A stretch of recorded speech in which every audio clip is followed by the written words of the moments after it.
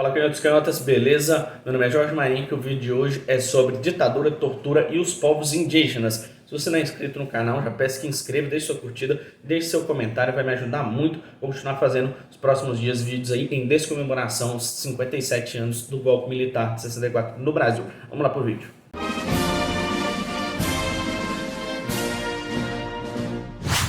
O primeiro caso que eu vou contar é em 1963, ainda em outubro, quando pistoleiros da empresa Arruda Junqueira Companhia Limitada foram até o rio Juruna, na altura do paralelo 11 da longitude, e matam cerca de 3.500 índios. Ficou conhecido, inclusive, como o massacre do paralelo 11. Não satisfeito, o pistoleiro chamado Chico Luiz, com essas imagens que eu vou deixar cortada porque é muito pesada, que ele assassina um bebê com a mãe no colo, dá um tiro na cabeça dele e depois corta a mãe pela metade de ponta à cabeça. Esse caso ganha proporções internacionais, visibilidade, tamanho foi a brutalidade, e acaba sendo instalada em 63 ainda uma CPI para investigar o caso. O golpe militar chega e acaba com qualquer investigação nesse caso.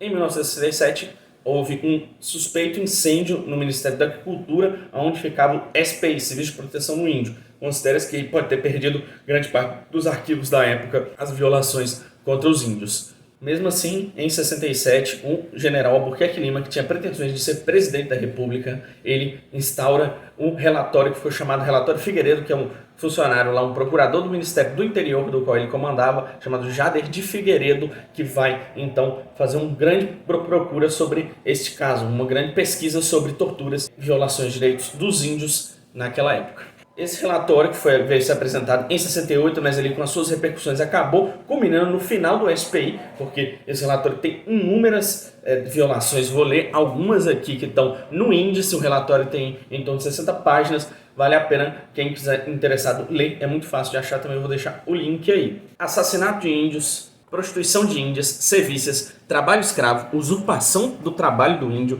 apropriação e desvio de recursos oriundos do patrimônio indígena, dilapidação do patrimônio indígena, e aí ele diz que tem várias partes, e depois vai descrevendo aí outras questões de implicações mais gerais do relatório. Esse relatório ele foi reencontrado em 2013, ele estava no Museu do Índio, e na verdade quase todo o arquivo que deu base a ele, 29 dos 30 tomos, que deu base à documentação que foi utilizada para esse relatório, estavam intactos. E junto desse relatório também foi encontrado um filme chamado Arara. Arara se referia à cerimônia de encerramento de formatura da Guarda Rural Indígena criada em Minas Gerais, com 5 povos diferentes, pelo menos 90 soldados foram formados, dos Craô, Carajá, Xerente, Machacali e Gavião.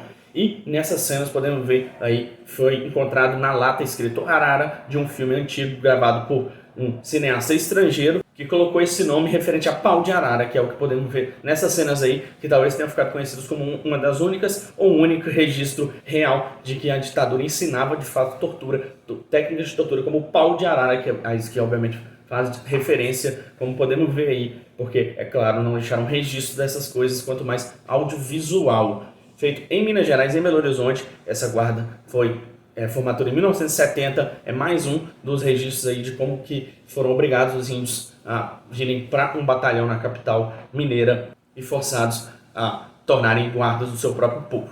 A década de 70 prossegue com casos escabrosos de violência contra a população indígena, turbinada pela ideologia militar de ocupação do território, especialmente no norte do Brasil, com a construção de rodovias hidrelétricas e grandes obras. Um parênteses é lembrar que estes projetos que não deram certo, que não terminaram, ou projetos parecidos, estão sendo retomados agora com esse governo militar, tão próximo do governo militar que foi na ditadura entre 64 e 85. Várias outras histórias, como a transformação de aldeias Krenak em reformatórios em Minas Gerais, em Resplendor, e depois foi para Carmésia, onde ainda existe hoje uma aldeia, uma reserva da tribo Krenak. Também o cativeiro dos índios Avacanoeiro, que aconteceu em 1973, e as violações do povo Aiquenara durante a guerrilha do Araguaia. Todas essas documentadas na Comissão Nacional da Verdade, no relatório final. Ele tem um texto específico para isso, que apesar de não ter se expandido muito, não ter sido alvo, ter sido uma pequena parte, estima que 8.650 índios tenham perdido a vida, tenham sido assassinados pela ditadura militar, que é um número 20 vezes maior do que o que se estima entre a população civil, que é de 464 total do relatório final da Comissão da Verdade. Jades de Figueiredo, que fez o relatório Figueiredo, acabou morrendo em 1976. E até então continuou dedicando a sua vida e foi homenageado porque dedicou a sua vida a continuar denunciando e pesquisando essas violações que continuaram com a FUNAI. Não imagine que depois, em 67, que o SPI acabou, que a FUNAI não mudou. Inclusive, é um terrorismo de Estado mesmo. O próprio FUNAI, os próprios órgãos, eram os que faziam, sempre comandados por militares, eram os que roubavam terra, matavam, torturavam, roubavam riquezas dos índios. Um dos casos mais chocantes dessa época também é o massacre dos Waimiri Atoari entre 1960 e 1980, utilizando até napalm, a chuva de fogo, aquela arma química que foi utilizada pelos Estados Unidos na Guerra do Vietnã. Reparem que é na mesma época que a Guerra do Vietnã, inclusive. O esclarecimento dos crimes do passado é uma forma de não repeti-los. O problema é que nós estamos muito próximos de repetir, inclusive o promotor Augusto Aras, esse procurador-geral da República, na verdade, indicado por Bolsonaro, pediu o arquivamento de uma ação de reparação aos povos indígenas que foi aberta pela procuradora anterior, a Raquel Dodge. Hoje a FUNAI voltou a ser comandada por militares e voltou a aplicar a mesma ideia desse militarismo. Inclusive, quero fazer um vídeo também sobre a relação dos militares com a Amazônia, que não era nada bonita, da ocupação da Amazônia, da destruição da Amazônia, que é o que hoje vemos: ferro e fogo, e muito fogo. Não podemos deixar também de lembrar desta notícia absurda que foi a proposta de transformar o Museu do Inca, lembrando aí que os monarquistas estão envolvidos diretamente neste governo Bolsonaro.